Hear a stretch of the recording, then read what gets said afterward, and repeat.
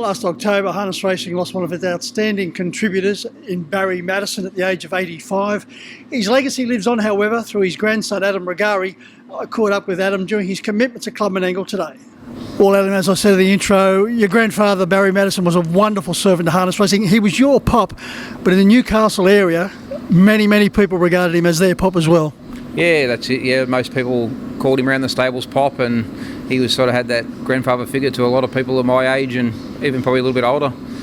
Adam, he was a wonderful trainer and driver, particularly as a trainer, but he's also prepared to part his knowledge on to the new breed. Yeah, definitely. He was one of them guys. Everyone approached him for advice, and he was more than willing to help you, even though if he was racing you that week, he'd still give you his best advice for you. His legacy, as I said, lives on through you. What were the most important lessons you learned from Barry? Oh, he was sort of just an honest guy. You just tell the truth, be honest, and don't shonk anyone and them sort of things, and be kind to the horses and treat them well, and they'll treat you well. He was regarded as the complete horseman. Yeah, he was. He was really good with them, good with the mares and the young ones, and he was a great trainer and great pop.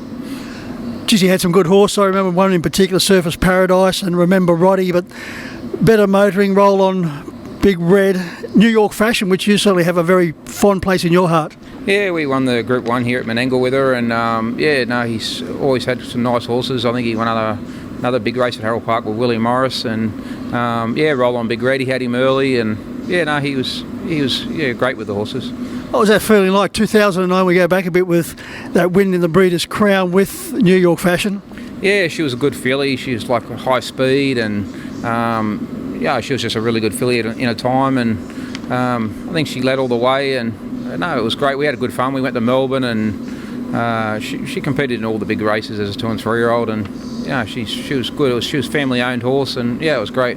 To drive a winner for your grandfather in a Group 1 event must have been an experience that you just couldn't believe. Yeah, it was great. It's something like you always dream of, winning Group 1, and it was great. It was great. A horse that he was still competing with, 3 in Heaven, still going great guns in Queensland. Yeah. That was one of his favourites in the end, and he only trained a couple, and he was a good little horse, and we sold him to a good fellow up there, Charlie Seeney, and he's looking after him, and he's won a bunch up there, and he's going great.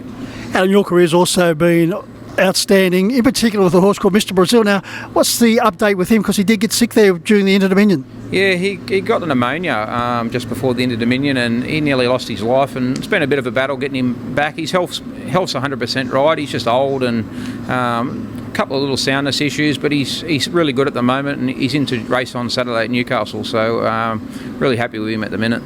Adam, to have him racing in such good form and to lose him at that particular stage, just as the Inter-Dominion was rolling around, must have been heartbreaking. Yeah, I was really devastated. We're really looking forward to him in the series. He'd run, I think, 3rd to Expensive Ego and Spirit of St. Louis, a couple of runs. So his form was really good going into it, and 2nd to Ego here, his last start. And he probably wasn't going to be a winning chance, but he wouldn't have disgraced himself, and it would have been great to have him there. But just that 10-year-old, and it was good to get him there at that level and at that age.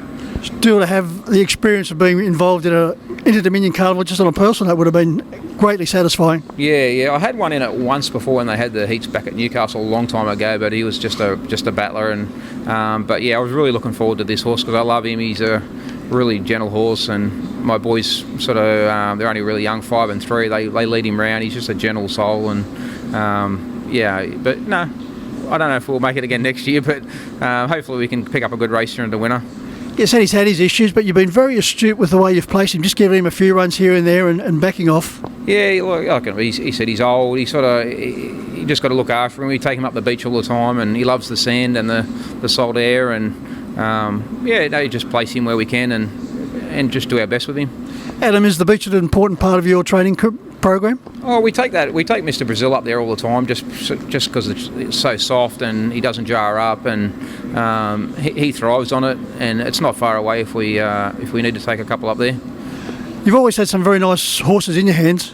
Yeah, we just get the odd, mainly Newcastle horses, but being lucky with the Sloys sending me a couple of better, well-bred ones, and they're just not quite up to Sydney level, and we do okay with them on the provincial at Newcastle.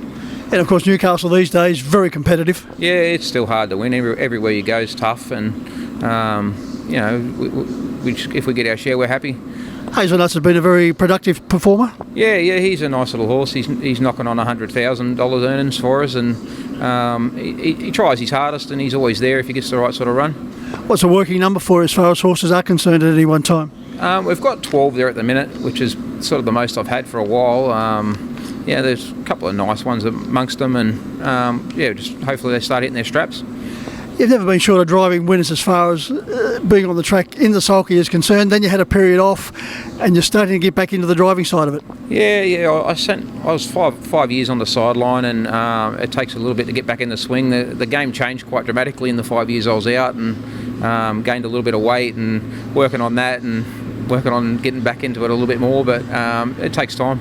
Far Out Bro went around today. One to follow. Fire Out Bro's a nice horse. There's a couple of nice races coming up for him, and we're looking forward to him. I quite like him. It's been great to catch up, and good luck in the future. Awesome, thanks, Mick.